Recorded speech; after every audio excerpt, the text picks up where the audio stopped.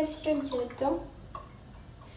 Mais au fait, on n'est pas genre les seuls êtres vivants à boire du lait à l'âge adulte. C'est un peu bizarre. Mais bon, c'est forcément bon pour la santé. Entre le calcium, la vitamine D, les protéines, c'est un bon produit. Mais c'est pas Germaine au fait l'autre jour qui me disait que ça donnait le cancer. Peut-être pas si bon que ça. Bon, la moitié pour les os, puis l'autre moitié pour moustache. Mais est-ce que c'est bon pour les chats? Je sais pas trop.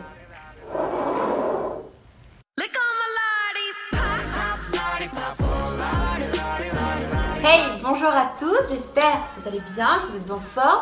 Il va falloir, parce qu'aujourd'hui, attention, on va s'attaquer à un sujet un petit peu sensible. Le lait est-il bon ou pas pour la santé? Les avis divergent un petit peu, Évidemment qu'il est bon pour la santé. Il est source de calcium, de vitamine D, de protéines, il est indispensable. Ah oui, mais attention, parce que le lait, il n'y a que les humains qui en consomment encore une fois adultes. Puis bon, il faut se dire, entre nous, que le lait a un casier judiciaire assez chargé quand même. Je suis un aliment parfois accusé de donner le diabète et d'inflammer. Je perturbe le système immunitaire et je fais grossir. Je provoque une acidose et des intolérances. Je peux potentiellement donner le cancer. Je suis le lait. Ah oui. Ouais, je suis d'accord, il y a de quoi se perdre.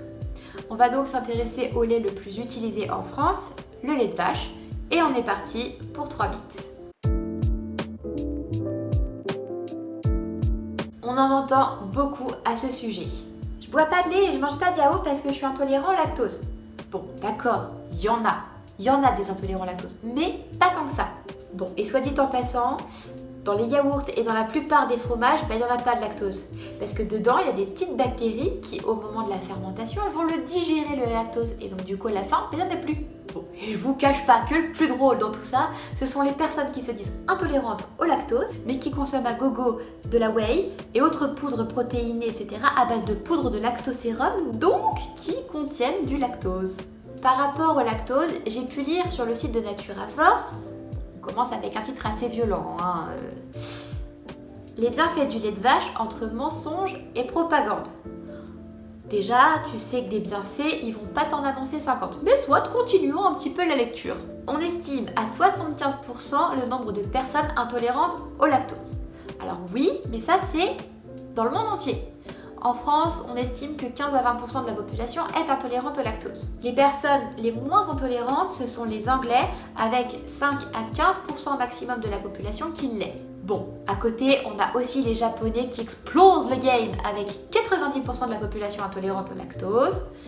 Puis bon, comme ils sont relativement nombreux en Asie, avec par exemple en Chine une tolérance tout aussi pourrave, forcément, la tolérance globale du monde entier avoisine les 80%. Mais en Europe, l'homme a connu il y a des années une mutation génétique permettant la production de la lactase, l'enzyme qui permet de digérer le lactose du lait, y compris à l'âge adulte.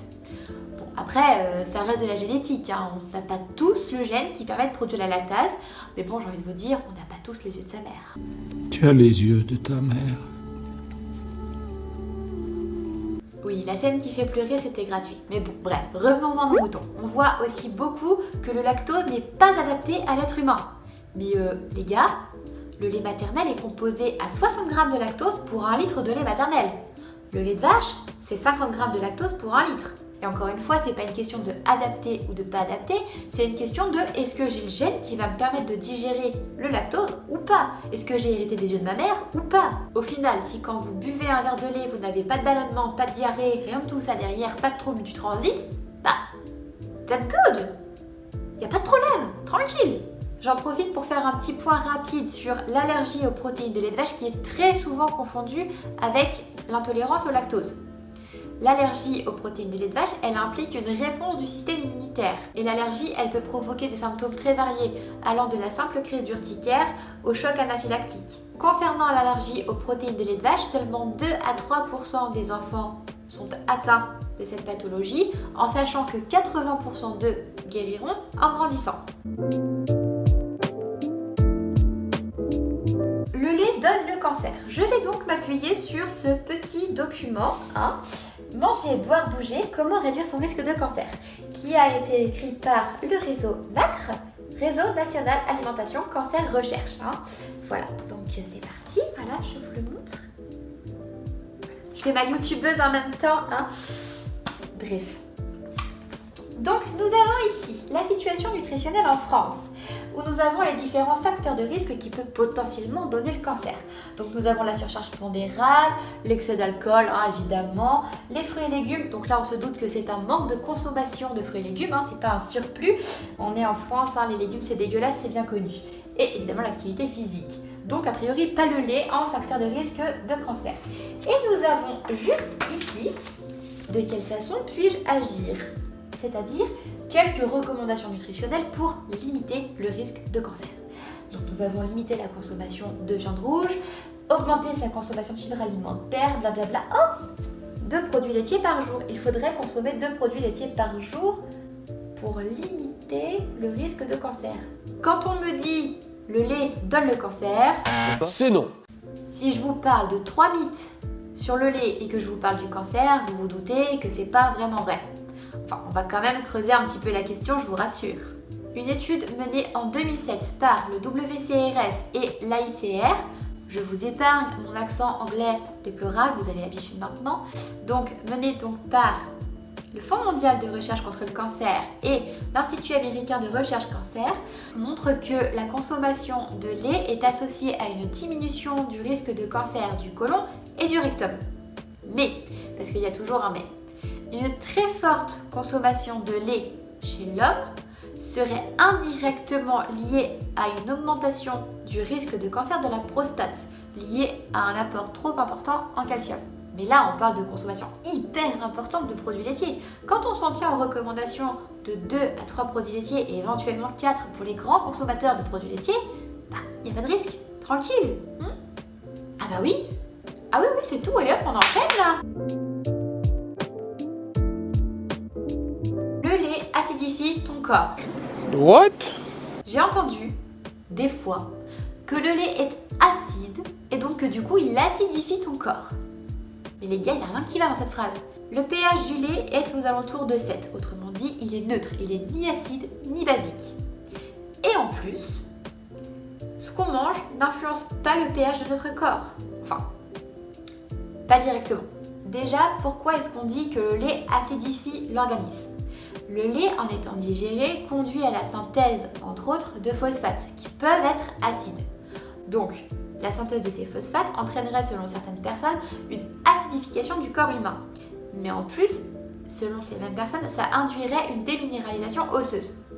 Pourquoi ? Eh bien parce que le calcium des os peut être utilisé comme tampon pour réguler le pH quand il est trop acide. Et donc, selon ces mêmes personnes, le lait, au lieu de nous protéger contre l'ostéoporose, pourrait en fait nous la provoquer. L'ostéoporose, c'est cette maladie qui déminéralise les os et augmente le risque de fracture avec l'âge. Mais il y a une étude menée en 2009 qui a réussi à analyser le comportement du phosphate issu du lait sur l'utilisation du calcium du corps, qui révèle que non, le lait ne provoque pas de déminéralisation osseuse et donc pas d'ostéoporose. Mais on va aller un tout petit peu plus loin. L'alimentation, de manière globale, de manière générale, ne joue pas sur le pH du corps humain. Et heureusement d'ailleurs. Quand notre corps est trop acide, il rentre en acidose et c'est hyper dangereux, ça peut même être mortel.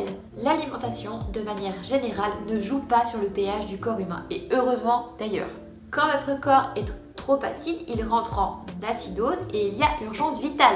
Les personnes diabétiques peuvent d'ailleurs connaître un coma acidocétosique qui est hyper dangereux, voire mortel s'il n'est pas pris en charge à temps. Et à l'inverse, toutes les cellules du corps humain ne peuvent pas vivre dans un milieu basique, dans un milieu alcalin. Finalement, le pH du corps humain est neutre, il est stable et il est optimal. C'est simple.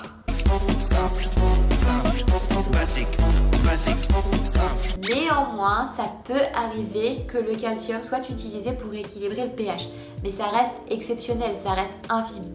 La régulation passe essentiellement par les poumons qui vont accélérer ou ralentir la respiration et par les reins qui vont filtrer et retenir les molécules nécessaires à la régulation de ce fameux pH. Et en plus de tout ça, quand on a une alimentation acidifiante, qui n'est donc pas une alimentation acide, ce n'est pas le pH sanguin qui est affecté, mais le pH urinaire.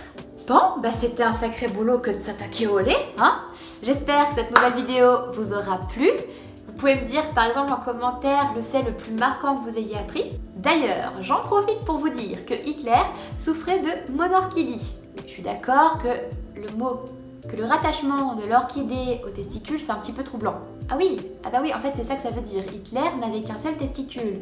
Et le mot orchidée, cette jolie petite fleur que tout le monde aime avoir chez soi, en général dans ses toilettes d'ailleurs, et ça veut dire petit testicule. Parce qu'il paraîtrait que le bulbe d'une orchidée ressemble à un testicule. Enfin, il paraît. Et maintenant, c'est le moment de vous abonner, les amis. Si vous avez aimé cette vidéo, n'hésitez pas à la partager autour de vous, sur les réseaux sociaux, un petit peu partout, hein. Et puis, si vous avez vraiment kiffé, n'hésitez pas à mettre le petit pouce bleu pour me le faire savoir, pour m'encourager, tout ça, ce serait sympa. On se retrouve sur Instagram et Facebook en attendant la prochaine vidéo. À bientôt. Bye!